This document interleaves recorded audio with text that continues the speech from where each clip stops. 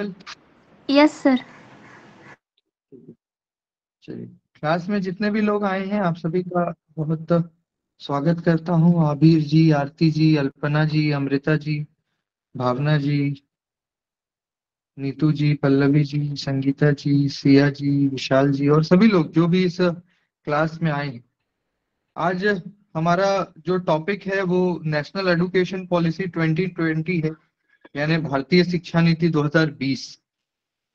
Saturday और Sunday को विशेष रूप से हम लोग बैठते हैं कि किसी नए टॉपिक या जो भी हमने हफ्ते में पढ़ा है उसको हम एक बार रिवाइज कर पाए, उसकी पुनरावृत्ति कर पाए। इस सोच के साथ, इस विचार के साथ हम लोग सैटरडे और संडे को सुबह में बैठते हैं साथ। आज का जो हमारा विषय है, टॉपिक, वो एनईपी 2020 है, जो कि टीचिंग एप्टीट्यूड और हायर एजुकेशन दोनों का ही दोनों से ही जुड़ा हुआ टॉपिक है। यानी आपको यूनिट 1 में भी एनईपी 2020 है और हायर एजुकेशन जो यूनिट 10 है उसमें भी ये टॉपिक है। यानी दोनों ही टॉपिक, दोनों ही यूनिट्स में ये आपका क्रूशियल रोल प्ले करता है, क्योंकि नया है, अभी लागू हो रहा है, प्रक्रिया में है, हर जगह लागू हुआ भी नहीं है, तो अंडर प्रोसेस है। ऐसे में इससे क्वेश्चन आने की संभावना प्रबल है, क्योंकि इसी आधार पे अब एग्जामिनेशन भी होगा, इसी आधार पे आपका एडमिशन यानी दाखिला भी होगा, इसी आधार पे आपको डिग्री भी मिलेगा और इसी आधार पे अब पठन पाठन यानी टीचिंग और लर्निंग का जो प्रोसेस है वो आने वाले 20-25 सालों तक, यानी करीब करीब 2050 तक, तो मैं समझता हूँ कि इसी शिक्षा नीति को फॉलो किया जाएगा, क्योंकि 2020 में आया ही है और कोई भी पॉलिसी आता है तो कम से कम 20 साल 15 साल जरूर चलता है। ऐसे में हम मान सकते हैं कि आने वाले दो दशकों तक इसी शिक्षा नीति के साथ हम आगे बढ़ेंगे। तो ये शिक्षा नीति हम सभी के लिए वैसे भी आवश्यक है, क्योंकि हम सभी लोग अभी जिस पड़ाव पर हैं, जिस जीवन के पड़ाव पर हैं, ऐसे में हमारा एज अ करियर भी टीचिंग में है, हायर एजुकेशन में है। तो हायर एजुकेशन के जो बायलॉज हैं, जो संविधान, एक तो संविधान देश का है जिससे देश चलता है, और एक संविधान वो है जिससे आपका काम चलता है।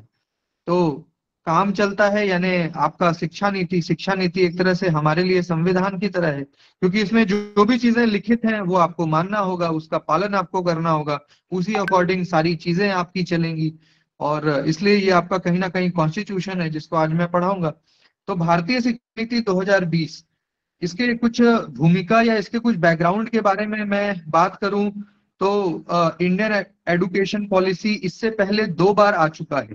यानी आजाद भारत में अगर आप इंडिपेंडेंट इंडिया की बात करें तो इंडिपेंडेंट इंडिया यानी इंडिया गॉट इंडिपेंडेंस इन 1947।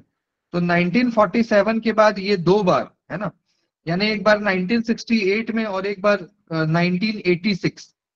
ठीक है जी, और ये तीसरा है 2020। तो ये तीसरा शिक्षा नीति है जो भारत में आया है, लागू हुआ है, यानी इम्प्लीमेंटेशन का प्रोसेस जो है वो चल रहा है। पहली बार 1968 में आया था, फिर 1986 में, और ये 2020। तो 3 बार शिक्षा नीति आ चुका है। और कहीं ना कहीं इसके अपने मायने होते हैं, इसके अपने एस्पेक्ट हैं, इसको लागू करने का बहुत सारा रीजन होता है, तभी ये लागू होता है। मैं कल भी आपको रिसर्च एप्टीट्यूड पढ़ा रहा था, तो रिसर्च एप्टीट्यूड पढ़ाने के दौरान मैंने आपको बोला था कि समय बदलता है तो हालात भी बदलते हैं, स्थितियां भी बदलती हैं, परिस्थितियां भी बदलती है, और पर्सपेक्टिव और अप्रोचेस भी समय के साथ बदल जाता है। हमेशा चीजें एक जैसी नहीं होती। 1968 का भारत अलग था, 1986 का भारत बहुत अलग हो गया, और 2023 का भारत उससे बिल्कुल डिफरेंट है। तो ये जो प्रक्रिया है ये चलता रहता है, और जैसे समय बदलता है, हालात बदलता है, हमारी स्थिति बदलती है, क्योंकि हम लोग एक डेवलपमेंटल बिंग हैं, हम लोग प्रोग्रेसिव बिंग हैं, हम हमेशा विकास की तरफ बढ़ते हैं। तो हमारे बहुत सारी चीजें, ऐसे में शिक्षा नीति का बदलना भी जरूरी है। आज 21st सेंचुरी में बहुत सारी चीजें ऐसी हैं जो आवश्यक हैं, जैसे लर्निंग विद अर्निंग का कॉन्सेप्ट है, स्किल डेवलपमेंट का कंसेप्ट है, ऐसी कई सारी चीजें हैं जिसको लेकर के एनईपी का आना जरूरी था। क्योंकि 1986 के एजुकेशन पॉलिसी में ऐसा लगातार देखा जा रहा था कि स्टूडेंट्स पास तो हो रहे थे, डिग्री तो मिल रही थी, लेकिन जॉब नहीं मिल रहा था। यानी बहुत ज्यादा पढ़ लिख लेने के बाद भी आपको सड़क पे डिग्री लेके घूमना पड़ जा रहा था, ये स्थिति है। तो इस चीज को देखते हुए गवर्नमेंट को लगा कि भाई, अगर आप कॉलेज जाते हैं, स्कूल जाते हैं, कहीं ना कहीं ये आपके विद्यालय, आपके संस्था की भी जिम्मेदारी होती है कि आप अगर पढ़ने के बाद भी सड़क पे आपको डिग्री लेके घूमना पड़ रहा है तो कहीं ना कहीं ये आपका फेल्योर और आपके साथ साथ आपके इंस्टीट्यूशन का भी फेल्योर है। इस चीज का दायित्व लेना पड़ेगा संस्था को, और साथ के साथ शिक्षकों को भी इसका दायित्व लेना पड़ेगा कि बहुत, क्योंकि कोई भी स्टूडेंट अपनी पूरी जवानी, अपना पूरा एक बहुत, जिसको आप गोल्डन टाइम कहते हो, जो कि आपका 25 और 30 तक का जो वो आप कॉलेज में बिताते हो, वो आप स्कूल में बिताते हो, वो आप विश्वविद्यालय में बिताते हो, है ना। तो ऐसे में गाइज आपको जॉब तो खैर मिलना ही चाहिए, वो तो बेसिक है, क्योंकि उसी के लिए आपने पढ़ा है ना। तो इन सभी चीजों को लेकर के 1986 का शिक्षा नीति कहीं ना कहीं फेल साबित हो रहा था, और इसको देखते हुए 2020 का लागू किया गया कि भाई, क्योंकि आबादी भी बढ़ रही है देश की। आप देखो ना कि देश का पॉपुलेशन भी तो इतना बढ़ गया ना, तो पॉपुलेशन बढ़ गया, उतना इंफ्रास्ट्रक्चर हमारे पास नहीं है, उतना जॉब नहीं है, उतनी अपॉर्चुनिटी नहीं है जिस हिसाब से हमने अपनी आबादी बढ़ाई। ऐसे में एजुकेशन की पॉलिसी क्या हो कि चीजें ठीक हो जाएं, चीजें अच्छे तरीके से चलने लग जाएं।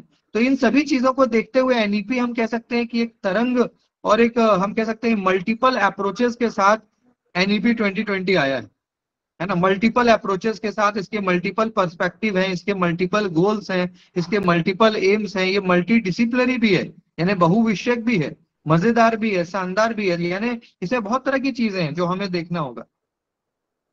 और आज के समय देखो, कुछ चीजें ऐसी हैं गाइस कि एजुकेशन के में जो चैलेंजेस हैं उसको भी आपको समझना पड़ेगा, क्योंकि एजुकेशन क्या है गाइस, बेस है। एजुकेशन एक ऐसा विषय है जिसके माध्यम से आप सारी कुरीतियों को खत्म कर सकते हो। आप एजुकेशन के माध्यम से गरीबी को खत्म कर सकते हो, आप एजुकेशन के माध्यम से बेरोजगारी को खत्म कर सकते हो, आप एजुकेशन के माध्यम से अंधविश्वास को खत्म कर सकते हो, आप एजुकेशन के माध्यम से you can say political awareness ला सकते हो, क्या नहीं कर सकते।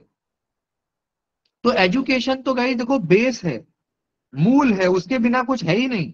आप ये सोचो गाइस, जहां पे एजुकेशन नहीं है वहां पे क्या है, कुछ भी नहीं है। वहां पे सुपरस्टिशन है, वहां पे लैक ऑफ अवेयरनेस है, वहां पे हर चीज की कमी है, अनएम्प्लॉयमेंट है, गरीबी है। ठीक है जी। तो ये हमें समझना पड़ेगा इसकी शिक्षा तो बेस है, इसलिए गवर्नमेंट को भी ये होना चाहिए कि शिक्षा पे विशेष ध्यान दिया जाए। शिक्षा के लिए जो है आपका अच्छे अच्छे पॉलिसीज आए, उसका सिर्फ पेन पेपर पे नहीं, उसका इम्प्लीमेंटेशन भी सही तरीके से हो, ये भी जरूरी है। ये शिक्षकों पे भी इसका दायित्व है कि भाई उसका अच्छे से जो है इम्प्लीमेंटेशन हो, है ना। मेरी आवाज क्लियर है ना? जी सर।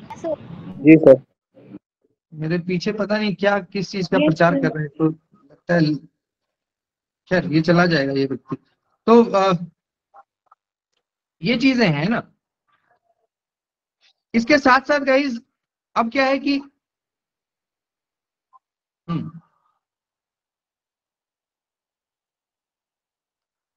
हाँ, तो मैं ये कह रहा था गाइज कि भारतीय शिक्षा नीति 2020 में ऐसे कई सारे चेंजेस लाने की आवश्यकता है जो कहीं ना कहीं हमारे जीवन पे भी एक बदलाव ला सके। क्योंकि एजुकेशन में गाइज कई तरह की ऐसी चीजें हैं, है ना। जैसे रोट लर्निंग था, रट्टाफिकेशन था, एक ट्रेडिशनल पैटर्न पे चीजें चली जा रही थी, उसको बदलना, है ना। रोट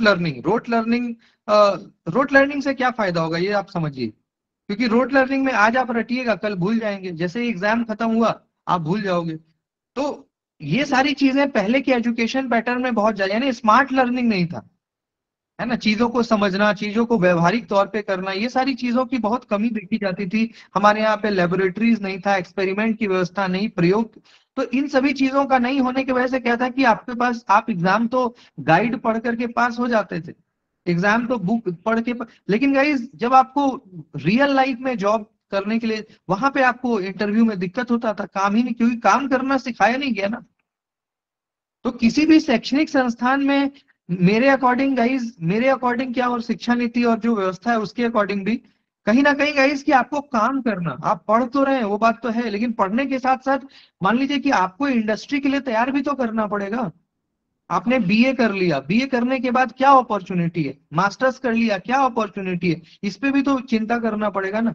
आपने अपने जीवन का, अपने अपनी पूरी जवानी, आपने पूरा, अपने जो यूथ आपका, वो पूरा अपने एडुकेशन में, स्कूल में, कॉलेज में, उसके बाद जब आप पढ़ के निकल रहे हैं तो आपको कुछ काम नहीं मिल रहा, आप कहीं के नहीं है। तो ये तो एक बहुत बड़ा प्रश्नवाचक चिन्ह है कि आप बहुत पढ़ने के बाद भी आप अपना भी खर्च निकालने में सक्षम नहीं है, या कुछ बड़ा सोच नहीं पा रहे, कर नहीं पा रहे, विजन नहीं है। तो विजन बहुत सारी चीजें हैं, क्योंकि एजुकेशन ही हर चीज का रास्ता खोलता है। एक बहुत ही सेट पैटर्न, एक बहुत ही आप कह सकते हो रट्टाफिकेशन, पुरानी पद्धति पुरानी परंपरा चली आ रही है, उसी को फॉलो किया जा रहा है। आज भी नई शिक्षा नीति का कहने से नहीं होगा, पेन पेपर उसको वाकई में कितना लागू किया जा रहा है, यानी रियल मायने में। क्योंकि नई शिक्षा नीति क्या कहता है, आपको मल्टी डिसिप्लिनरी बनाने, आपको स्किल डेवलपमेंट करने के लिए आपको कई तरह से आपका विकास होना चाहिए, ताकि आप हर तरह से बड़ा सोच सकें, कुछ बड़ा कर सकें, क्रिएटिव कर सकें, इनोवेटिव कर सकें। लेकिन जो हमारा माहौल है, जो हमारा एजुकेशनल इंस्टीट्यूशन का या यूनिवर्सिटीज का, कॉलेजेस का, वहां वो माहौल भी तो मैटर करता है ना, कि आपको सिलेबस पढ़ाया जा रहा है लेकिन माहौल मिल ही नहीं रहा। यानी पेन पेपर पे वो चीजें तो पढ़ रहे हैं, लेकिन पढ़ के जैसे बाहर निकल रहे हैं कोई ऐसा माहौल ही नहीं है। ठीक है जी, बाहर निकलते के साथ अगला व्यक्ति कह रहा है जी जो पढ़े भूल जाओ। भूल जाओ मतलब माहौल नहीं है ना, तो आप प्रैक्टिकली क्या करोगे? सिर्फ पेन पेपर पे पढ़ने से थोड़ी होगा। आज इंटर्नशिप का विषय है। जैसे मान लीजिए कि मैं थोड़ा क्रिटिकली आपको पढ़ा रहा हूँ, फिर मैं बताऊंगा आपको डिटेल में भी। जैसे इंटर्नशिप का एक विषय है कि क्लास 6 से इंटर्नशिप, ये एक अच्छा कदम है नई शिक्षा नीति के अंदर। क्योंकि क्लास 6 से अब आपको इंटर्नशिप कराया जाएगा, यानी आपको भेजा जाएगा इंडस्ट्रीज में जहां काम होता है, कि ताकि गाइस जो आप किताब कॉपी में पढ़ रहे हैं, बुक में, उसको प्रैक्टिकली भी तो जाके करो ना। आप केमिस्ट्री में पढ़ते हो, हाइड्रोजन ऑक्सीजन मिलके वाटर बनता है, कार्बन और ऑक्सीजन मिलके कार्बन मोनोऑक्साइड बनता है, तो उसको कैसे बनता है, उसको बनाना, उसके क्या एप्लीकेशंस हैं, उसको जा करके आप जब सीखोगे तो क्या है कि कुछ क्रिएट कर पाओगे आप। या फिर आपको कल को जॉब में इश्यू नहीं आएगा। आप पढ़ने के साथ साथ लर्निंग विथ अर्निंग का भी कॉन्सेप्ट कर सकते हैं, या फिर अर्निंग आफ्टर लर्निंग का भी कंसेप्ट को आप कर सकते हैं। अभी के टाइम में गाइस, अभी तक की शिक्षा पद्धति में क्या है कि आप बहुत ज्यादा पढ़ने के बाद भी सरकार पे ही निर्भर हो जाते हैं। हमारे देश का एक बहुतायत संख्या, मेजोरिटी का जो पॉपुलेशन है, आप चाहे पीएचडी करिए, चाहे एमबीबीएस करिए, चाहे बीबीए करिए, चाहे एमबीए, यानी जितने भी शिक्षा कर लीजिए, बीटेक करिए चाहे एमटेक करिए, करने के बाद भी आपकी निर्भरता गवर्नमेंट के ऊपर है कि भैया गवर्नमेंट वैकेंसी निकालेगा, तब जाकर के 3-4 पोस्ट आएगा, फॉर्म भरेंगे, एग्जाम देंगे, 10 लाख बच्चा एग्जाम देगा, उसमें 3 का सिलेक्शन होगा, बाकी सड़क पे घूम रहे हैं इधर से उधर, जॉब ही जॉब। तो मेरा कहने का मतलब ये है गाइस कि इतना पढ़ने के बाद भी अगर आपकी निर्भरता मान लीजिए कि सरकार पे ही है, वो भी 100%, बहुत पढ़ने के बाद भी, तो क्या फायदा है? क्या फायदा है मतलब, क्योंकि जिसका नहीं होगा वो क्या करेगा? ये तो बहुत बड़ा, क्योंकि वैकेंसीज 3 आती है, 4 आती है, 10 आती है, और अप्लाई करने वाले 10 लाख हैं। तो ये हमारी व्यवस्था को सोचना पड़ेगा कि भाई कैसे हम, यू कैन से, जिसको मोदी जी भी कहते हैं ना, आत्मनिर्भर भारत और आत्मनिर्भर व्यक्तित्व भी, कि आपको आत्मनिर्भर यानी सेल्फ डिपेंडेंट, आपको कहीं ना कहीं इंडिपेंडेंट तौर पे सोचना पड़ेगा, काम करना पड़ेगा, ताकि आप, गवर्नमेंट तो खैर जो कर रही है, लेकिन उसके अलावे आप अपने लेवल पे क्या सोच पा रहे हैं, आपका क्या विजन है, आपकी क्या दृष्टि है, वो भी बड़ा जरूरी है। तो 6 क्लास से इंटर्नशिप है, ये एक अच्छा कदम है कि स्कूल लेवल से ही आपको इंडस्ट्री में भेजा जाएगा इंटर्नशिप करने के लिए। आप टाटा, रिलायंस, जियो और तमाम गवर्नमेंट इंस्टीट्यूशंस में भी जाएंगे, रेलवे में जाएंगे, पोस्ट ऑफिस, बैंक में जाके, तो ऐसे करने से आपको काम पता लगेगा। इसके साथ साथ थोड़ा स्किल डेवलपमेंट, थोड़ा एंटरप्रेन्योरशिप, थोड़ा बिजनेस, ये सारी चीजें तो पता होनी ही चाहिए। भारत में गाइस देखिए, एक ये भी तो दिक्कत है ना कि भारत के अंदर आज बेरोजगारी के कई सारे कारण हैं। कल भी मैं रिसर्च में आपको बता रहा था कि अनएम्प्लॉयमेंट सिर्फ बोलने से नहीं होगा, कि जी भारत में बहुत अनएम्प्लॉयमेंट है, बिहार में अनएम्प्लॉयमेंट है, बंगाल में, दिल्ली में। अनएम्प्लॉयमेंट का रीजन तो समझो, कि अनएम्प्लॉयमेंट का रीजन क्या है। कई बार गाइस हम दिमाग से भी तो बेरोजगार होते हैं ना। दिमाग से मतलब आप अपने सोच से भी तो बेरोजगार हो ना। भारत के अंदर अगर आप खास करके मिडिल क्लास फैमिलीज में, यानी एक मैक्सिमम पॉपुलेशन में क्या है, आप कितना भी काम कर रहे हैं, गवर्नमेंट जॉब को ही अगर आप जॉब मान लीजिए कि भाई अगर आपका कोई गवर्नमेंट जॉब हो जाए, आपको फिक्स है, तभी उसको अगर आप एम्प्लॉयमेंट मानिएगा, उसके साथ आप कुछ भी कर, तो ये एक थॉट प्रोसेस भी तो है ना। आप भारत के कई सारे क्षेत्रों में जाएंगे तो वहां पे यू कैन से जॉब का मतलब क्या है, गवर्नमेंट जॉब, कि गवर्नमेंट जॉब है तभी आपको जॉब कंसीडर है, बाकी अगर आप उसके अलावा कुछ भी कर रहे हैं तो वो कंसिडरेशन में नहीं है। समझ रहे हैं? तो कहीं ना कहीं यूथ को, अच्छा जॉब बड़े लिमिटेड है आप, और यूथ के पास वो स्किल भी नहीं है कि वो कुछ बड़ा कर पाए, कुछ नया क्रिएट कर पाए, क्योंकि वैसा माहौल नहीं है हमारे देश में। वैसा माहौल हमारे देश में तो बाद में आएगा, हमारे एजुकेशनल इंस्टीट्यूशन में भी तो वैसा माहौल नहीं है ना। हमारा एजुकेशनल इंस्टीट्यूशन भी हमारे को वही सिखा रहा है कि एक पर्टिकुलर पैटर्न पे पढ़ो, पढ़ते पढ़ते जॉब की तैयारी करो, नौकरी मिल गया और उसी को फिर सेटलमेंट की परिभाषा, जो कि एक गलत परिभाषा है, लेकिन वही कर दिया गया। इसलिए सारे बच्चे क्या है, अब मान लीजिए कि सीटें 4 हैं, लेकिन 4 लाख बच्चे उसमें, 4 लाख में 4 लोगों का हुआ, बाकी लोग क्या करेंगे? आप ये तो सोचो, जिनका नहीं हुआ वो क्या करेंगे? तो ये एक बहुत तरह की चीजें हैं जो गाइस, जो आपको हर डायमेंशन से सोचना पड़ेगा, क्योंकि एक बहुत बड़ी आबादी है और उसको हमारे को सेटल डाउन करना है, और एजुकेशन के माध्यम से ही आप कर सकते हो, है ना। मैं आपके साथ पीडीएफ भी शेयर कर रहा हूँ, ताकि आप थोड़ा सा इसको और भी विस्तार से देख पाओ कि बेसिकली इसमें क्या क्या चीजें कही गई हैं। आप देख सकते हैं एनईपी 2020 में एक कॉम्पैरेटिव एनालिसिस है, जिसमें आपको स्कूल टीचिंग से लेकर के और कॉलेज टीचिंग तक का सारा है।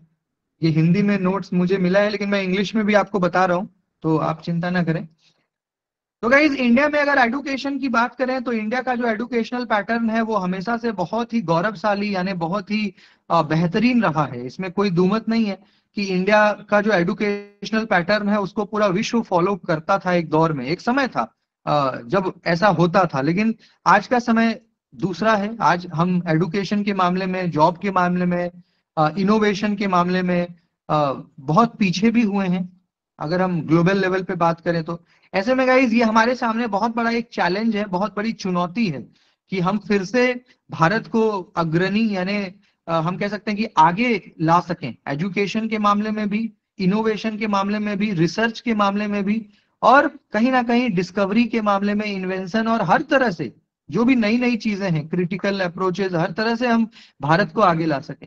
और उसके लिए जरूरी है कि शिक्षा को बेहतर बनाना, शिक्षा को मजबूत बनाना, और एक ऐसा एजुकेशनल इन्वायरमेंट क्रिएट करना देश में कि सब लोग कहीं ना कहीं उससे बेनिफिटेड हो।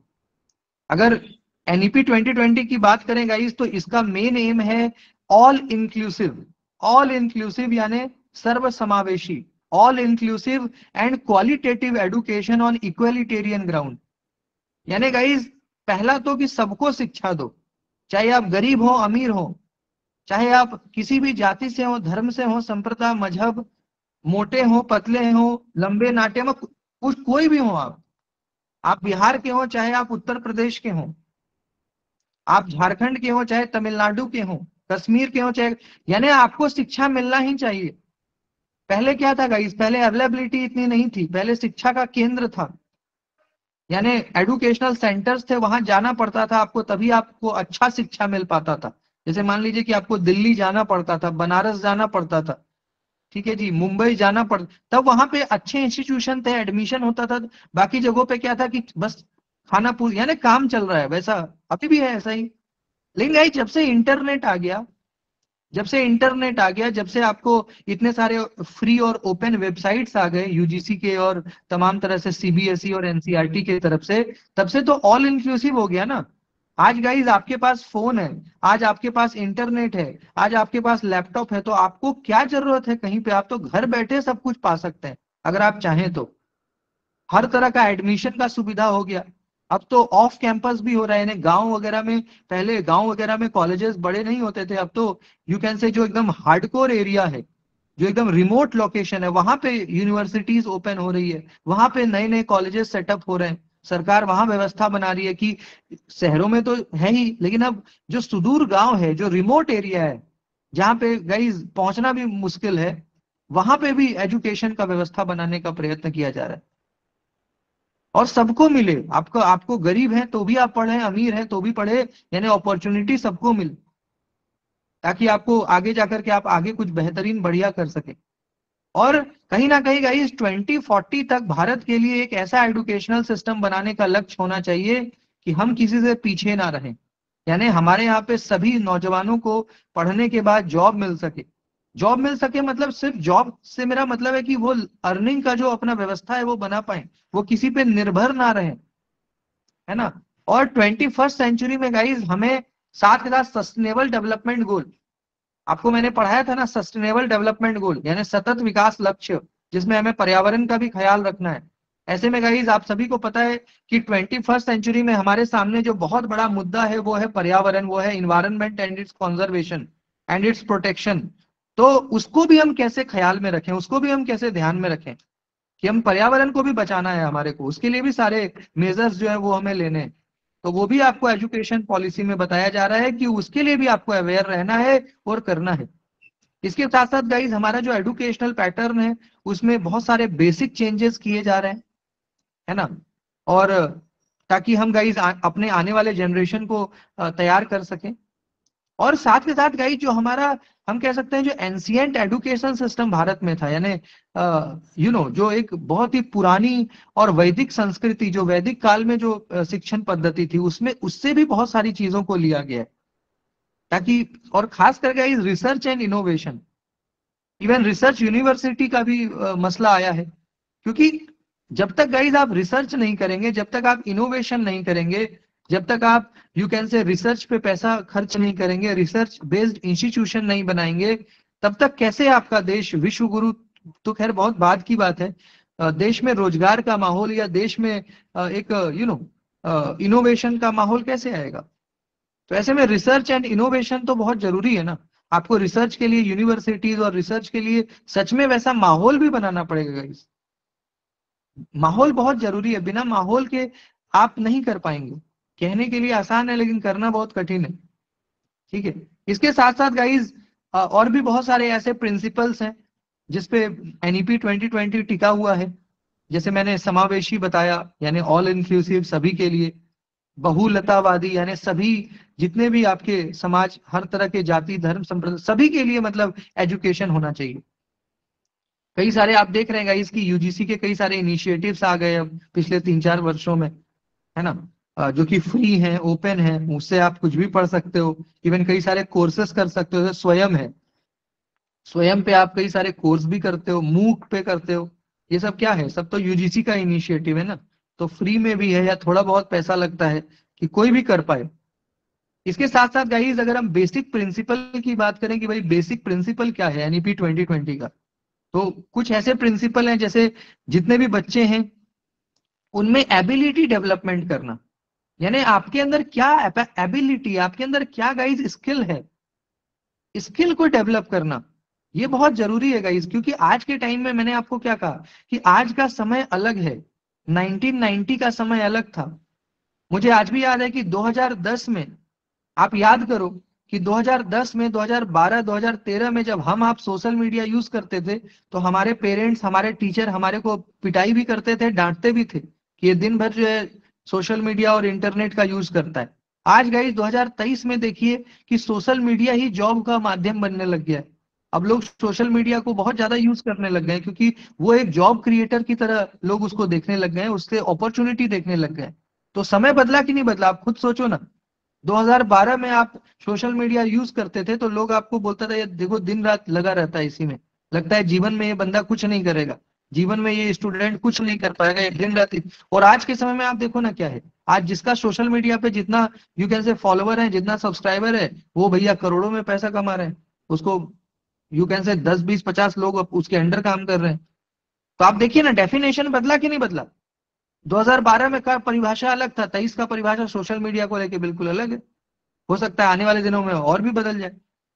तो मिला जुला के गाइस मेरा कहने का मतलब यह है कि क्षमताओं का आपका विकास हो रहा है, आप में एबिलिटी डेवलपमेंट करना, आपके अंदर स्किल डेवलपमेंट करना, आपको टेक्नोलॉजी सिखाना, आपको मान लीजिए कि तकनीक से ओत प्रोत बनाना।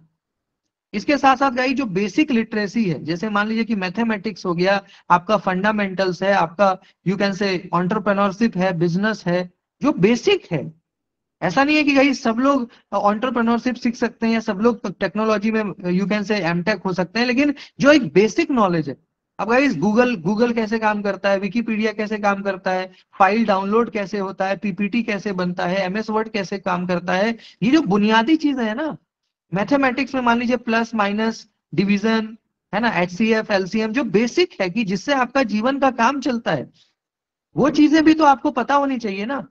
क्योंकि गाइज अब पता लगा कि आप मान लीजिए इंग्लिश ऑनर्स के हैं, आप हिंदी ऑनर्स के हैं, आप संस्कृत ऑनर्स के हैं, और आपने मैथ बिल्कुल एकदम गोल कर रखा है अपना मामला, यानी आपको एडिशन सब्ट्रैक्शन तक में दिक्कत आ रहा है। तो ये चीज है गाइज की जो बेसिक न्यूमेरेसी है, बेसिक लिटरेसी जो हम सबको आना चाहिए। थोड़ा बहुत बिजनेस का ज्ञान, थोड़ा बहुत कंप्यूटर का ज्ञान, थोड़ा बहुत में, ताकि गाइज आपको जॉब में काम आएगा ना। ये आपको काम में करना हो अपने विषय के साथ साथ, ये भी आपको थोड़ा बहुत, ये भी। इसके साथ फ्लेक्सिबिलिटी, गाइस फ्लेक्सिबिलिटी हमारे भारत में, अगर आप पहले के एजुकेशनल पैटर्न में जाएंगे तो फ्लेक्सिबिलिटी नहीं था जी। यानी आप जो विषय पढ़ रहे हो उसी को पढ़ो, उसमें जो करना है उसी में करो आप। अब क्या है गाइस, फ्लेक्सिबिलिटी आ गया। आप अपने अकॉर्डिंग कुछ भी उसमें कर सकते हो, है ना। उसमें यानी इनोवेशन कर सकते हो उसमें थोड़ा सा। यानी अगर आप मान लीजिए कि इंजीनियरिंग के स्टूडेंट हैं, आपको लिटरेचर अच्छा लगता है आप लिटरेचर पढ़ सकते हैं, कोई लिटरेचर का स्टूडेंट है उसको मैथ्स अच्छा लगता है मैथ्स पढ़ सकता है। तो फ्लेक्सिबिलिटी आ गया ना, मल्टी डिसिप्लिनरी अप्रोच आ गया। तो ऐसे में आप अपने अपने आप को तो और भी निखार सकते हो। इसके साथ साथ गाइज, यू कैन से कॉन्सेप्ट को कैसे समझा जाए। कॉन्सेप्ट समझना, देखो पहले क्या था, रट्टाफिकेशन था। 2 1 जा 2, 2 2 जा 4, 2 3 जा 6 बैठ करके रट रहे हैं दिन भर। ए से apple, B B for banana, C for cat, दिन रात बैठ करके रट रहे हैं। अब क्या है गाइस, ये रटने से ज्यादा आपको कॉन्सेप्चुअल, यानी समझो कि भाई ए फॉर एप्पल तो ठीक बात है, लेकिन एप्पल क्यों, एप्पल क्या है। बी फॉर बनाना, तो बनाना क्या है, क्या फायदा होता है, कौन सा विटामिन मिलता है खाने से, कितना खाना चाहिए, कब खाना चाहिए, उसके अंदर उसके पीछे का विज्ञान क्या है, कैसे वो पैदावार कैसे होता है, कैट क्या है। तो कहने का मतलब गाइस कॉन्सेप्ट समझो ना। कॉन्सेप्ट समझ लीजिएगा तो रटने का जरूरत पड़ेगा क्या आपको, नहीं पड़ेगा। और कॉन्सेप्ट अगर आप नहीं समझोगे तो रटने का जरूरत पड़ेगा, और एग्जाम के बाद आप भूल भी जाओगे, इसकी भी 100% गारंटी है। तो कॉन्सेप्चुअल होना चाहिए। साथ साथ गाइस क्रिएटिविटी आपके अंदर, गाइस मैं आपको हर दिन बोलता हूँ ना कि कुछ नया करो। एक रटा रटाया पैटर्न पे जीवन जिएंगे ना, बहुत आगे नहीं बढ़ पाओगे लाइफ में। आज का समय क्रिएटिविटी का है, आज का समय लॉजिक का है, साइंस का है। ऐसे में आप एक एक घिसा पिटा पैटर्न पे चलोगे ना, जो जो पारंपरिक, तो बस एक लिमिटेड में ही रह जाएंगे आप। तो आज का समय तो क्या है कि नई नई चीजों को सीखो ना, नया टेक्नोलॉजी सीखो ना, नई नई क्या चीजें चल रही हैं देश में, मार्केट में क्या नया डिमांड किस चीज का है, उसको थोड़ा सा तो सीखो। इसके साथ साथ भाई इन सभी चीजों के बाद जो एक चीज आता है वो है आपकी नैतिकता, आपका एथिक्स, आपका ह्यूमैनिटी, आपके कॉन्स्टिट्यूशनल जो वैल्यूज हैं, फंडामेंटल ड्यूटीज, वो भी गाइज है। ऐसा ना हो कि आप पैसा कमाने के चक्कर में या आप बहुत ज्यादा व्यापारिक होते होते कुछ ऐसा कर दें जो देश के लिए अच्छा ना हो, जो कि मानवीय यानी ह्यूमैनिटेरियन ग्राउंड पे ठीक ना हो, आपके ड्यूटीज के तौर पे वो गलत हो, है ना। यानी आप बहुत प्रदूषण कर रहे हैं या किसी का आप दोहन कर रहे हैं, किसी को बहुत ज्यादा एक्सप्लॉइट कर रहे हैं, तो ये भी चीजें ठीक बात नहीं है ना। इसके साथ साथ मल्टीपल लैंग्वेजेस, ये भी एक विषय आया है कि अब आपको कम से कम 3 भाषा यानी त्रिभाषा फॉर्मूला, ट्राइलिंगुअल। आपको गाइज एक तो इंग्लिश आप पढ़ते हो, एक आपका मदर टंग हो गया, तो एक तो मातृभाषा यानी मदर टंग आप पढ़ोगे, वो तो मैंडेटरी हो गया क्लास 5 तक। तो मातृभाषा के साथ साथ गाइज एक आप हिंदी पढ़ लो, एक इंग्लिश पढ़ लो, या अपने अकॉर्डिंग देख लो कौन सा 3 भाषा पढ़ना है। एक तो आपका मदर टंग होगा, बाकी 2 आप अपने अकॉर्डिंग देख लीजिए। इंग्लिश पढ़ना है तो पढ़िए, हिंदी जो भी पढ़ना है, संस्कृत जो भी पढ़ना है, तो 3 भाषा आपको पढ़ना पड़ेगा, क्योंकि भाषा का बड़ा महत्व है। भाषा का क्या है गाइस, बहुत महत्व है हमारे जीवन में, क्योंकि भाषा आएगा तो अंडरस्टैंडिंग आपकी डेवलप होगी। और इसके साथ साथ गाइस यूनिवर्सल एडुकेशन, ये भी आपको पता है, यूनिवर्सल, ये गांव तक के बच्चे, जो जो देश का अंतिम अंतिम व्यक्ति है, अंतिम नागरिक, अंतिम सिटीजन, उसको भी एडुकेशन के साथ जोड़ा जाए, वो भी ना रह जाए। 100% हमारा लिटरेसी रेट हो जाए। ऐसी परिकल्पना, ऐसे हाइपोथेसिस के साथ भारत की सरकार जो है शिक्षा नीति को लागू कराने की स्थिति में है ना। इसके साथ साथ गाइज अगर हम आगे देखें तो एक आया है आपका कॉन्टिन्यूअस कॉम्प्रिहेंसिव इवैल्यूएशन यानी सीसी। यानी गाइज इवैल्यूएशन का तरीका भी तो बदला ना। आप ये देखो गाइज कि 2010 से पहले भारत में क्या होता था, एनुअल एग्जाम सिस्टम चलता था। एनुअल एग्जाम माने साल में एक बार परीक्षा होती थी, मार्च या अप्रैल के महीने में। और एग्जाम से 10 दिन पहले आपके कॉलेज के बाहर के दुकान में गाइड बुक आ जाता था, और ज्यादातर लोग 50 रुपए में गाइड बुक खरीद के पढ़ लेते थे। उसी में 5 क्वेश्चन होता था, और जो टीचर होते थे प्रोफेसर, वो 5 में वही 3 क्वेश्चन देते थे, सबको पता था ये बात। और ये गाइड सालों दर साल चलता आ रहा था, यही स्थिति थी। 2010 से पहले जब एनुअल एग्जाम होता था तो करीब करीब कॉलेजेस में, यूनिवर्सिटीज में ऐसा ही एग्जाम होता था कि आपको गाइड बुक मिल गया, गाइड में भैया 10 क्वेश्चन है, उसी में से 2 4 आना है, तो रट रटा के आपको 60% 70% आ गया। फिर आप अपना, तो ऐसे में गाइज आप डिग्री तो मिल जाएगा आपको, लेकिन आप लाइफ में कर नहीं पाएंगे कुछ। तो इसलिए गाइज 2008 के बाद, 2010 के बाद हमारा इवैल्यूएशन में भी बहुत ही कॉम्प्रिहेंसिव चेंजेस आए। अब देखो ना, आपका सेमेस्टर सिस्टम आ गया। अब स्कूल में भी सेमेस्टर आ चुका है, कॉलेजेस में भी आ चुका है, यूनिवर्सिटीज में हर जगह सेमेस्टर आ गया। और यही नहीं, सेमेस्टर में आपका सिर्फ समेटिव नहीं, आपका फॉर्मेटिव इवैल्यूएशन भी है। यानी डेली बेसिस पे आपका इवैल्यूएशन है गाइस। आपको हर दिन अब कुछ ना कुछ टेस्ट देना पड़ रहा है, हर दिन कुछ ना कुछ असाइनमेंट देना पड़ रहा है, हर दिन कुछ ना कुछ आपका एक्सकर्सन विजिट हर दिन चल रहा है। तो डेली बेसिस पे आपका डेवलपमेंट हो रहा है। टेक्नोलॉजी का भी आप उपयोग कर रहे हैं, यानी टेक्नोलॉजी को जोड़ दिया गया। पहले क्या था, हमारा बुक बुक था, पेन था, पेपर था। अब क्या है गाइस की टेक्नोलॉजी से, यानी यू कैन से स्मार्ट लर्निंग जिसको आप कहते हो, स्मार्ट बोर्ड आ गया, डिजिटल बोर्ड आ गया, आपके पास भी फोन, लैपटॉप, इंटरनेट, तो स्मार्ट एडुकेशन का दौर आ गया, है ना। इसके साथ साथ गाइस अगर हम स्कूल एडुकेशन में देखें तो वहां पे भी बहुत सारे चेंजेस हुए हैं, क्योंकि स्कूल एडुकेशन तो हमारा बेस है, हमारा मतलब प्रारंभिक है वो तो वहां पे भी बच्चों को कैसे मतलब कि क्रिएटिव बनाया जाए, है ना। तो उन चीजों पे, इसके साथ साथ गाइस व्यवसाय भी, यानी बिजनेस के तौर पे आपको गाइस बच्चों को क्रिएटिव बनाना ही पड़ेगा, आपको एनालिटिकल बनाना पड़ेगा, ताकि उनमें थोड़े एंटरप्रेन्योरशिप स्किल्स भी आए, बिजनेस स्किल भी आए, पॉजिटिव इन्वायरमेंट में उसको वो काम करे। क्योंकि गाइस देखो, आप कहते हैं ना कि आप जिस माहौल में रहोगे ना वैसा बनने लग जाओगे। अगर आप अच्छे लोगों के साथ रहोगे ना तो आप वैसे बनने लग जाओगे, और आप बहुत नेगेटिव लोगों के बीच रहोगे ना तो वैसे ही हो जाओगे। तो ऐसे में गाइज हमें देश का देश का तो बाद में, पहले अपने कॉलेज का, अपने स्कूल का, अपने विश्वविद्यालय का, अपने परिवार का, अपने, तो हमें ना वैसा माहौल भी तैयार करना पड़ेगा कि भाई वहां सब लोग अच्छा अच्छा काम करें, सब लोग कुछ नया करें, सब लोग कोलैबोरेटिव स्पिरिट हो, सब में कलेक्टिव, तो कुछ बेहतर हम हो पाएंगे, है ना। इसके साथ साथ गाइज यू कैन से ऑटोनॉमी की बात है, गवर्नेंस की बात है, एम्पावरमेंट की बात है। यानी कॉलेजेस में या स्कूल लेवल पे, खास करके अगर हम उच्च शिक्षा की बात करें तो उसमें ऑटोनॉमिटी की बात दी जा रही है। यानी गाइस कॉलेजेस को ना ऑटोनॉमिटी दे दो ना। ऑटोनॉमिटी मतलब कि वो अपना फैसला खुद ले सके। मान लीजिए कि कॉलेज की अपनी व्यवस्था है, यूनिवर्सिटी की अपनी एकेडमिक और एडमिनिस्ट्रेटिव व्यवस्था होती है, जिसमें चांसलर से लेकर के वाइस चांसलर से लेकर के रजिस्ट्रार, असिस्टेंट और सब लोग, तो गाइज उनको अपना स्वायत्तता दो ना, यानी अपने फैसला लेने का अधिकार दो ना कि भाई हमारे को क्या सिलेबस है, हमारा क्या रिक्रूटमेंट है, हमारा किसको क्या प्रमोशन करना है। तो ऐसे में ऑटोनॉमिटी दी जाएगी अब। क्योंकि अभी तक क्या था गाइज की यूनिवर्सिटी तो है, लेकिन पावर सारा किसके पास था, यूजीसी के पास। तो यूजीसी जब बोलेगा तभी आप कुछ कर पाइएगा, ऐसे आपको कुछ नहीं करना है। और यूजीसी के पास इतना फुर्सत तो है नहीं कि वो एक एक कॉलेज को, एक एक विश्वविद्यालय को, तो काम लटकता था फिर। तो अब ये फैसला लिया गया भैया कि आपको कॉलेज लेवल पे चाहे यूनिवर्सिटी लेवल पे ऑटोनॉमी प्रदान की जाएगी, कि आप अपना सिलेबस खुद डिजाइन करो, अपना प्रमोशन किसको क्या देना है वो देखो, अपना रिक्रूटमेंट की व्यवस्था भी अपना देखो, और गवर्नेंस अच्छा हो, एम्पावर हो सके बच्चे इन चीजों को ध्यान देने के लिए, क्वालिटेटिव एडुकेशन हो।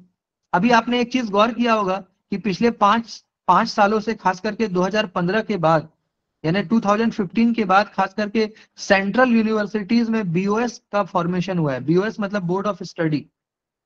बीओएस, आप अगर किसी सेंट्रल संस्थान में जाएंगे वहां बीओएस हो चुका है। बीओएस का मतलब क्या है, board of study. Board of studies में क्या है कि बहुत सारे डिपार्टमेंट के एक आध प्रोफेसर होते हैं, और वो सेमेस्टर के बाद एक साथ बैठ करके अपना सिलेबस डिसाइड करते हैं। इट मीन्स गाइस, जैसे अभी अभी हमारा सिलेबस बना तो हमारे को भी मेल आया कि भाई आपके कोई सजेशंस हैं क्या। जैसे मान लीजिए कि एमए इंग्लिश है, मैं एक उदाहरण दे रहा हूँ कि एमए इंग्लिश है, या एमए संस्कृत है, या एमए हिंदी है, एमए पॉल साइंस है, तो आपको भी as a scholar, as a professor आपके पास मेल आएगा, आपसे पूछा जाएगा कि क्या आपको लगता है कि सिलेबस में कुछ हमें नया ऐड करना चाहिए अभी के हिसाब से। आप अपना सजेशन दो, हो सकता है आपका सजेशन वाला सिलेबस में लागू हो जाए, और ऐसा हो रहा है। तो आप सोचिए, बोर्ड ऑफ स्टडीज जो नया बना है, अब तो अभी तक तो सेंट्रल में, अब स्टेट में भी आ जाएगा एक आध साल में, तो उससे कितना फायदा है। उससे क्या फायदा होगा पता है, कि जो अभी प्रासंगिक है, यानी 2023 में जो विषय प्रासंगिकता के साथ, तो उसको सिलेबस में जोड़ा जाएगा, तो आप वो पढ़ पाएंगे ना। और अभी तक क्या चल रहा था, अभी तक चल रहा था कि जो हमारे दादाजी ने पढ़ा वही हमारे पिताजी ने पढ़ा, और वही हम भी पढ़ रहे हैं, वही हमारा बच्चा भी पढ़ेगा। ऐसा ही हो रहा था ना। जो 1980 में पढ़ा वही 1990 में पढ़ा, वही 2000 में पढ़ा, वही 2010 में, मतलब एक ही सिलेबस चलता जा रहा था। एक ही सिलेबस, पुराना ही कंटेंट हम लोग सब लोग पढ़ते जा रहे थे। पापा के बुक से आप पढ़े, आपके बुक से आपका छोटा भाई पढ़ा, आपके बुक वही पुराना बुक आपकी छोटी बहन, ये चल रहा है मामला। यानी सिलेबस बदला ही नहीं, समय तो बदल गया ना। तो ये गाइस बोर्ड ऑफ स्टडीज का कॉन्स्टिट्यूशन भी कहीं ना कहीं बड़ा लाभप्रद है कि सिलेबस हर सेमेस्टर में, मतलब प्रत्येक सेमेस्टर में सिलेबस बदल जाएगा। सिलेबस मतलब प्रासंगिकता के साथ। इसके साथ साथ गाइस हम कह सकते हैं कि एडुकेशन एक पब्लिक सर्विस के तौर पे देखा जाता है, सभी के लिए उपलब्ध होना चाहिए, और एक मौलिक यानी फंडामेंटल राइट्स के तौर पे भी देखा जाता है, राइट टू एडुकेशन जिसको आप बोलते हो। ठीक है। इसके साथ साथ गाइस अगर हम एनईपी का विजन देखें कि भैया इसका विजन क्या है, इसका लक्ष्य क्या, तो इसका लक्ष्य ये है गाइस कि भारत को ज्ञान के मामले में महाशक्ति बनाना। जहां एक और विश्व का दूसरा देश अपने आप को न्यूक्लियर और भी कई तरह से एटॉमिक बॉम्ब और तमाम तरह से अपने आप को महाशक्ति बनाने की तैयारी में है, उसी उसी और भारत जो है अपने आप को ज्ञान के क्षेत्र में यानी नॉलेज के क्षेत्र में जो है विश्व गुरु या महाशक्ति या सुपर पावर जिसको आप कहते हो वो बनाना चाहता है। जो एक समय था भी, एक समय यानी आप पुराने काल में जाएंगे तो उस समय भारत को हमेशा से स्पिरिचुअलिटी और नॉलेज के लिए ही जाना जाता है, इनोवेशन रिसर्च के लिए। क्योंकि गाइस भारत ने विश्व को जीरो और हीरो दोनों बनाया है। हमने हमने विश्व को जीरो दिया, तो जिसके जिसके अकाउंट में, जिसके बैंक बैलेंस में यू कैन से संख्या के बाद जीरो लगेगा वो हीरो बन जाएगा, और जिसके संख्या के पहले जीरो लगेगा तो वो जीरो। तो जीरो और हीरो दोनों शुरुआत भारत ने ही की है। और भारत ने सिर्फ जीरो और हीरो नहीं, हर एक आप देखिए ना, बहुत सारे ऐसे रिसर्चेज हैं जो बहुत पुराने काल में ही भारत में हो गए। तो वो फिर से हम कर सकते हैं क्या? हमारे अंदर जो एक रिसर्च की स्पिरिट खत्म हो चुकी है, आप एक तरह से देखो, हमारे यहाँ एक जो अनुसंधान का जो एक स्पिरिट है ना, वो एक तरह, क्योंकि हमारे यहाँ तो बस खाना पूर्ति है। आप ये तो देखो ना, हमारे यहाँ जो पीएचडी होता है वो ज्यादातर संख्या में क्या है, खाना पूर्ति है। हाँ भाई एडमिशन हो गया, एक पर्टिकुलर पैटर्न पे भैया लिख दिए, थीसिस का चेक हो गया, जमा हो गया। मैं ऐसा नहीं कह रहा, कुछ जगहों पे अच्छा है, लेकिन मैक्सिमम जगहों पे क्या हो रहा है, 90% संस्थानों में क्या है, खाना पूर्ति ही है एक तरह से। तो उसको हमें बदलना पड़ेगा ना, हमें एक माहौल बनाना पड़ेगा, रिसर्च का स्पिरिट लाना पड़ेगा, तब जाके इनोवेशन और सारी चीजें आएंगी। स्कूली शिक्षा में भी बात करें गाइस, अगर आप स्कूल लेवल में बात करो तो जहां पे पहले 10+2 यानी 10 तक आप पढ़ते थे, फिर +2 में जाते थे, उस चीज को बदल करके अब 5+3+3+4 किया गया। यानी एक एग्जाम्पल के तौर पे आपको मैं समझाता हूं। सपोज करिए कि आपके घर पे कोई बच्चा पैदा हुआ, आपके घर पे कोई बच्चा पैदा हुआ, तो जैसे ही वो बच्चा 3 साल का होगा, कितने साल का, 3 साल का, 3 ईयर ओल्ड, तो उसको आप क्या करोगे, प्री प्री प्राइमरी यानी प्ले स्कूल काइंड ऑफ, वहां पे दाखिला करवा दोगे। कितने साल में, 3 साल में। वो बच्चा गाइस वहां 5 साल तक रहेगा। कितने साल तक, 5 साल तक। यानी बच्चा 3 साल का था, उसको उठाकर आपने प्ले स्कूल में डाल दिया, प्री प्राइमरी में डाल दिया। वहां बच्चा क्या करेगा, खेलेगा, कूदेगा, गाएगा, है ना, डांस करेगा, यानी activity learning, learning by doing करेगा, लर्न विथ फन करेगा, खेल कूद के साथ। तो गाइस 5 साल में वो बच्चा 3 साल तो प्ले स्कूल में बिताएगा और 2 साल क्लास 1 और 2 पढ़ेगा। अब बच्चा कितने साल का हो गया, 3+5 8 साल का, क्योंकि आपने बच्चे को 3 साल में स्कूल में दिलाया और 3 साल वो खेला कूदा, गाना गाया, लर्न विथ फन किया, लर्निंग बाय डूइंग करा, और 2 साल वो क्लास 1 2 पढ़ेगा। ये हो गया 8 साल का बच्चा। अब 8 साल का जैसे ही होगा उसको क्लास 3 में एडमिशन दिलाइए, क्लास 3 4 5 इसलिए +3, क्लास 3 4 5 यानी इसलिए कहा गया +3, 5 के बाद। और जब पांच क्लास पास करेगा तो एक एग्जाम लेकर के उसको क्लास 6 में डालिए, फिर क्लास 6 7 8 इसलिए +3 अगेन। अब बच्चा कितने साल का हो गया, 14 साल का। अब 14 साल में उसको क्लास 9 में एडमिशन दिलाइए, तो इसलिए +4, 9 10 11 12, 9 10 11 12, तो 5+3+3+4। समझ गए बात?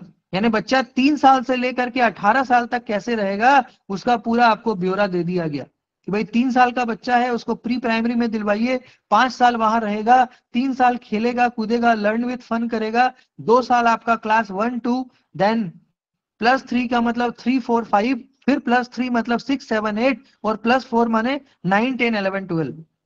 तो आपका बच्चा 3 साल से 18 साल तक का हो जाएगा, क्लास 12 पास हो जाएगा, और उसके बाद कॉलेज की तरफ जाएगा अगर जाना है तो, हायर एजुकेशन में। तो ये पूरी व्यवस्था बना दी गई है गाइस, और व्यवस्था बनाई ही नहीं गई है, ये काम शुरू भी हो चुका है, मैं आपको बताऊं। यानी 2023 से जो एडमिशन हो रहा है ना स्कूल्स वगैरह में, 2023 में जो स्कूल्स, वो इसी बेसिस पे हो रहा है आपका। और अब इसको बड़ा स्ट्रिक्टली लागू किया जाएगा धीरे धीरे। सारे प्राइवेट स्कूल, सीबीएसई, आईसीएसई, हर जगह ये लागू होगा, गवर्नमेंट में। तो इससे क्या होगा इसकी, आप 18 साल होते होते आप 12th कंप्लीट कर लीजिएगा। और learn with fun, learning with you can say creativity, है ना। तो बहुत सारी चीजों में बदलाव आएगा, सिर्फ एज वाइज ही नहीं, बहुत सारे नई चीजों में भी बदलाव आने जा रहा है और आ चुका है कई जगहों पे। इसके साथ साथ गाइज हम कह सकते हैं कि पूरे देश में चरणबद्ध यानी सिस्टमेटिक तरीके से ये लागू हो रहा है ना, क्योंकि एक साथ तो लागू नहीं हो सकता ना। एजुकेशन के जो पॉलिसीज हैं वो पूरे देश में एक साथ लागू नहीं हो सकते हैं। इसका क्या कारण है? इसका कारण ये है गाइस कि भारत के अंदर जो एजुकेशन है वो एक कंकरेंट लिस्ट का हिस्सा है, यानी कॉमन लिस्ट यानी समवर्ती सूची। कॉमन लिस्ट का मतलब होता है गाइस कि जिस विषय पे केंद्र की सरकार और राज्य की सरकार दोनों मिलकर के फैसला लेती है। ऐसे में भारत एक डेमोक्रेटिक कंट्री है। भारत में अलग अलग राज्यों में अलग अलग पॉलिटिकल पार्टी की गवर्नमेंट है। जहां एक और सेंटर में बीजेपी है, वहीं राज्य में कई जगह कांग्रेस है, कई जगह पे टीएमसी है, कई जगहों पे डीएमके, यानी अलग अलग पार्टी है ना। तो अलग पार्टी है तो अलग सोच है, अलग विचार है। और क्योंकि वो लोग पॉलिटिकल एनमाइटी मेंटेन करते हैं, एक पॉलिटिकल कहीं ना कहीं वो अलग है, तो फिर वो लागू भी होने में दिक्कत आता है अगर आपका शासन दूसरे सरकार का है तो, पार्टी का है तो इसलिए गाइस इसको समय लगेगा, पूरे देश में ये एक बार में लागू नहीं हो पाएगा। हाँ, लेकिन 2030 तक ये पूरे देश में लागू हो जाएगा। आप एक तरह से देखो 2030 या 25 तक भी, एक धीरे धीरे करते ही सही, लेकिन देश में इसको एक्सेप्टेंस हो ही जाएगा, है ना।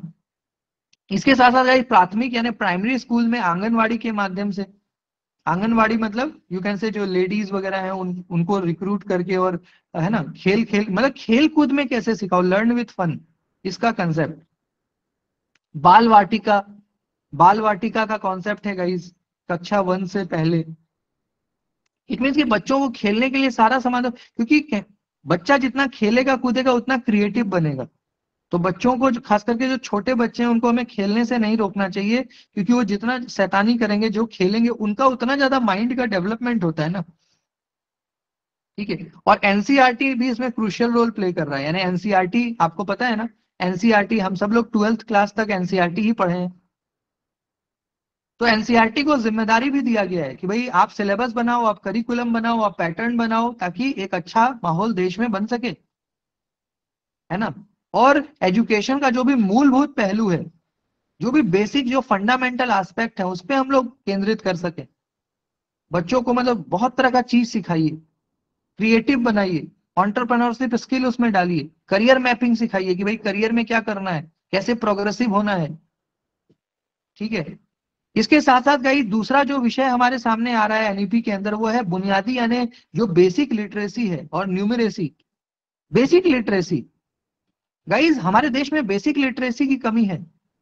मान लीजिए कि आप अपने सब्जेक्ट में पीएचडी हैं, आप अपने सब्जेक्ट में पीएचडी नहीं भी है तो महारत हासिल है आपको, लेकिन गाइस जो बेसिक लिटरेसी है उसमें आप 0/100 है। यानी आपको कंप्यूटर का अगर यू कैन से पीपीटी बनाने बोल दिया जाए तो आपका पसीना निकलने लग जाए। आपको एमएस वर्ड पे कुछ क्रिएट करने तो आपको नहीं आता है, आपको इंटरनेट नहीं आता, आपको बेसिक मैथमेटिक्स पूछ दिया जाए तो आप हंसने लग जाएं। कहने का मतलब बेसिक आपको जो लिटरेसी है वो नहीं है। ऐसे में ये ठीक बात नहीं है। और आज के टाइम में प्रेजेंट सिचुएशन में गाइस ये एक बहुत गंभीर समस्या है कि आप अपने विषय में तो पारंगत हैं, लेकिन उसके साथ साथ जो और दुनियादारी की चीजें हैं उसमें आप 0/100, तो ये ठीक बात नहीं है।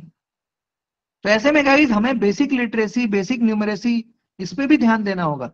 और एक इसको राष्ट्रीय अभियान यानी नेशनल आप कह सकते हो कि स्कीम के तहत कि पूरे राष्ट्र के में कुछ ऐसा हमें सिलेबस में, अभी आप देख रहे हैं गाइस कि आप यूजी में, बहुत लोग आप लोग मास्टर्स के स्टूडेंट भी हैं अभी, तो यूजी में खास करके आपने देखा होगा कि आपको सीबीसीएस के तहत आपका ऑनर्स के साथ साथ आपको बहुत चीज पढ़ाया गया होगा।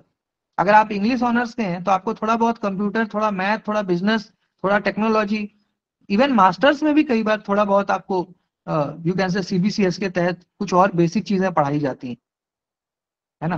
ग्रेजुएशन में तो खैर पढ़ाया ही जाता है, मास्टर्स में कहीं पे है कहीं नहीं है। तो ये चीजें गाइस जरूरी है। इसके साथ साथ गाइस शिक्षकों के रिक्त पद, यानी गाइस जो हमारा टीचर्स का जो वैकेंट पोस्ट है उसको भी हमको समय के साथ उसको यू कैन से फिल करना है, क्योंकि यू नो एक रेशियो भी तो है ना 30:1 का। ऐसा गाइस भारत में कहा गया कि भाई 30 बच्चों पे एक शिक्षक का होना अनिवार्य है। 30 बच्चों पे एक शिक्षक, और अभी की स्थिति ये है गाइस कि 200 बच्चों पे एक शिक्षक है। अगर आप भारत की आबादी, क्योंकि गाइस भारत में तो मान लो जितना आबादी उतना स्टूडेंट, क्योंकि सबको पढ़ाना है ना। इसलिए तो गाइस टीचिंग इंडस्ट्री के अंदर इतने अपॉर्चुनिटी हैं। क्यों? क्योंकि गाइस हर घर का बच्चा, चाहे आप किसी भी प्रांत से हैं, किसी जाति धर्म संप्रदाय मजहब, कोई भी, आपको पढ़ना है, यानी आप स्टूडेंट हैं। तो आप स्टूडेंट हैं तो गाइस आप स्कूल जाइएगा, आप कॉलेज जाएंगे तो 30 बच्चों पे एक टीचर होना अनिवार्य है, ऐसा नीति में भी कहा गया है। और अभी की स्थिति में तो गाइस कहीं कहीं ऐसा स्थिति है कि 200 250 300 बच्चा है और टीचर एक है, ऐसी स्थिति है। हजारों हजार बच्चों, तो इसको, ये जब जैसे जैसे कम होगा वैसे वैसे रिक्रूटमेंट ज्यादा होगी, वैकेंसी ज्यादा बनेगी। और जब तक आप ऐसा नहीं करेंगे तब तक कैसे माहौल बनेगा शिक्षा का? पढ़ने वाले बच्चे 1000 हैं और टीचर जो है आपका 2 है, तो नहीं चलेगा ना काम। इसके साथ साथ guys digital infrastructure for knowledge sharing, इस पे भी विशेष बल है। आज के टाइम में गाइस डिजिटलाइजेशन का दौर है ना। यानी ट्रेडिशनल मीन्स से हम ऊपर उठ चुके हैं, और अब आप, यानी आपको कई बार बुक परचेज भी नहीं करना पड़ता। दीक्षा, DIK, दीक्षा प्लेटफॉर्म, दीक्षा का फुल फॉर्म क्या है? Digital infrastructure for knowledge sharing. इसके माध्यम से आप पढ़ो ना। तकनीकी शिक्षा के माध्यम से आपको बहुत सारा चीज मुफ्त में, कई चीजें, मतलब कि बहुत अफोर्डेबल अमाउंट पे कई बार मिल जाता है कंटेंट, है ना। तो ये है गाइस, यानी आपको सीखते रहना, सीखना बहुत जरूरी है। नई नई चीजों को सीखो ना, नई नई चीजों को करो। चीजें अब तो गाइस देखो अवेलेबल हैं, बहुत बड़े मात्रा में अवेलेबल है। पहले तो गाइस अवेलेबिलिटी नहीं था ना। मान लो आपके पास पहले के टाइम में क्या था, कई बार हमारे पास पैसा नहीं होता था, कई बार स्थिति नहीं, तो भाई किताब नहीं, को कई तरह की बातें थी। अब तो गाइस क्या है, अब तो इंटरनेट है फ्री ऑफ कॉस्ट। आप गूगल आपकी मदद करेगा, विकीपीडिया आपकी मदद करेगा, आप PDF डाउनलोड करो, पढ़ो। इंटरनेट है ही आपके पास, फोन है, लैपटॉप है, जो भी है। तो अब तो गाइस क्या है कि पैसा बहुत बड़ा विषय नहीं है, आपकी इच्छा बहुत बड़ा विषय हो चुका है। इसके साथ साथ भाई स्कूल लेवल पे बच्चों का पोषण यानी माल न्यूट्रिशन वो भी जरूरी है। टीकाकरण भी होना चाहिए, क्योंकि मान लीजिए कि जो जो गरीब गांव है या जो ऐसे सोसाइटी है जहाँ गरीब घर से बच्चा, तो वहां पे गाइस आप, अभी आप देख रहे हैं mid day meal scheme Bharat में चल रहा है ना 2003 से, मिड डे मील, मध्याह्न भोजन, तो उसको और मजबूत बनाना होगा। वो समय समय वो मतलब चलता रहे, प्रॉपर न्यूट्रिशियस फूड मिलता रहे बच्चों को, और अच्छा क्वालिटी हम समय के साथ सुधारते रहे। पहले स्टार्टिंग में खिचड़ी मिलता था, 2003 4 5 तक खिचड़ी मिला, और आज के टाइम में आप देखो ना हर दिन का अपना शेड्यूल है, मेन्यू है। तो समय के साथ और हमको उसको बेहतर और बेहतरीन बनाना है। टीकाकरण होता है गाइस बचपन में, हेपेटाइटिस का और भी कई तरह का, तो टीकाकरण पोलियो वगैरह का सबको हो, स्कूल के माध्यम से हेल्थ कार्ड जारी हो। और ड्रॉप आउट बच्चों की संख्या, ये भी देखो एक बहुत बड़ा विषय है भारत के अंदर। गाइस ड्रॉप आउट स्टूडेंट्स, है ना। यानी ड्रॉप आउट की भी अगर हम बात करेंगे, तो ड्रॉप आउट यानी बहुत सारे बच्चे ऐसे हैं ना गाइस जो समय के साथ क्या कर जाते हैं पता है, ड्रॉप आउट कर जाते हैं। एक समय के बाद क्या हुआ, ड्रॉप आउट कर गए। 10th पास किया, पढ़ाई छोड़ दिया, 12th पास किया, पढ़ाई छोड़ दिया। ऐसा होता है ना। ऐसा हमारा आंकड़ा भी बताता है कि 12th पास करने के बाद मुश्किल से ऐसे 26% बच्चे हैं जो हायर एजुकेशन में जाते हैं। बाकी सब अपना, कोई जॉब में चला जाता है, कोई पान का दुकान खोल लेता है, कोई अपना मान लीजिए कुछ और करने लग जाता है।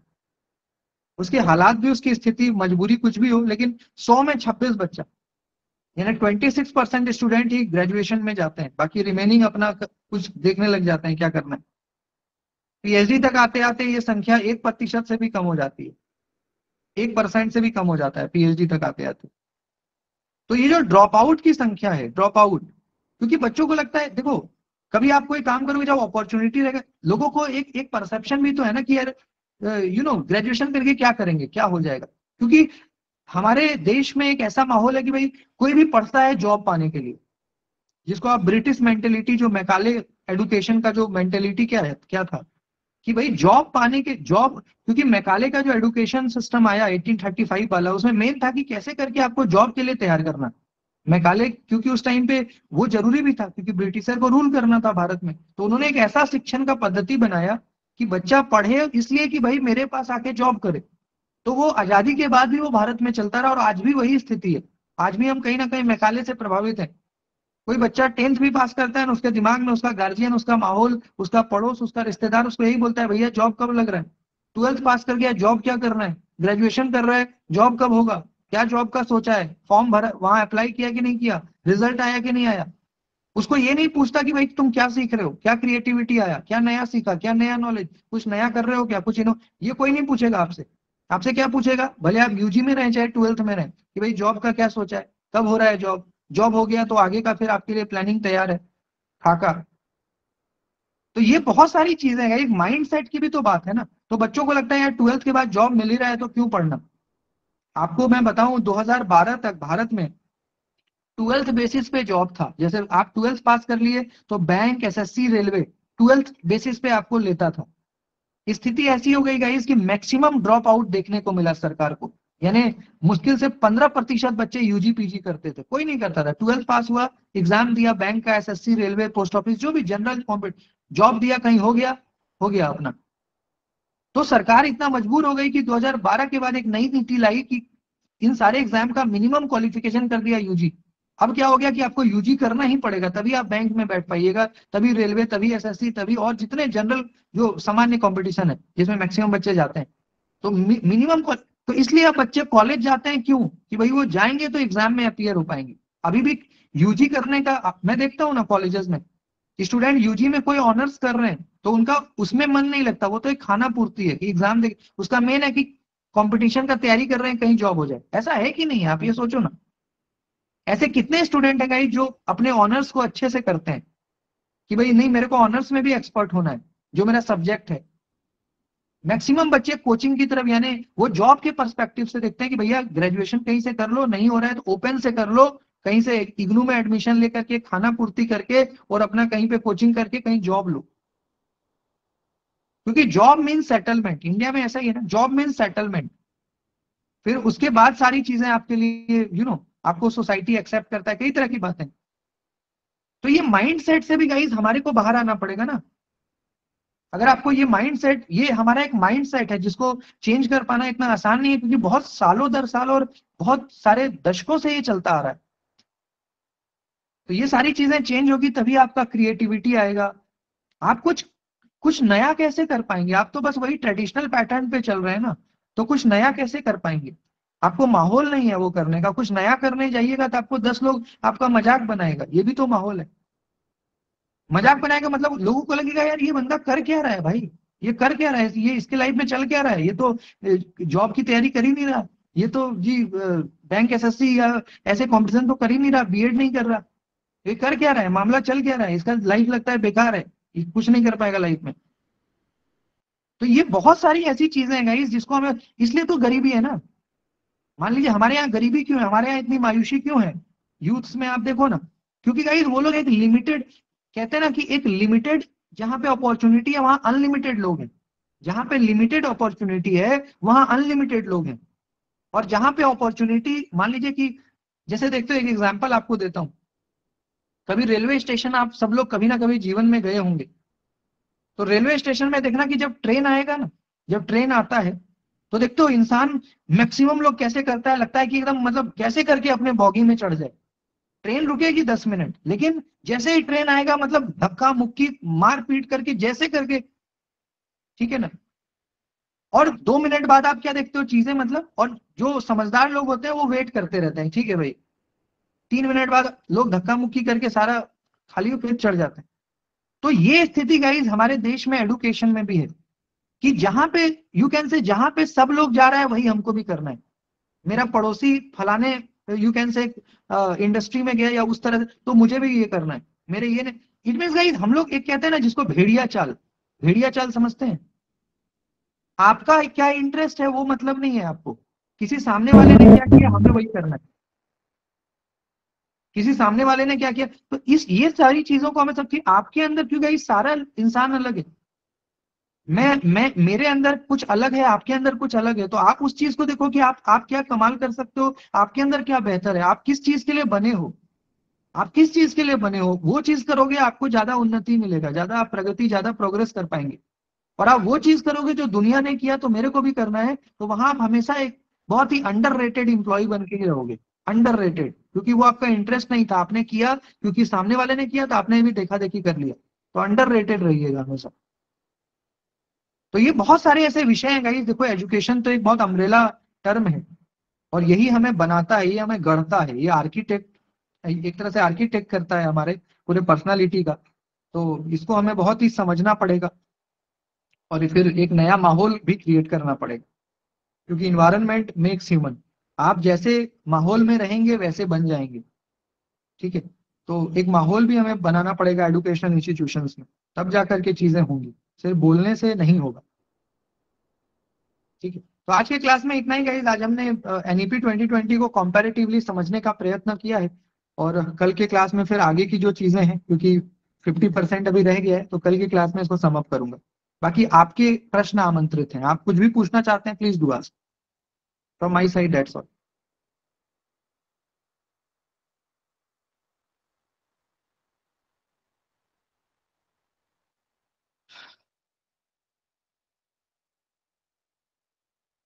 इन्हीं का भी कोई क्वेश्चन है तो पूछ सकते हैं, कोई भी ऐसे मन में शंका दुविधा है तो।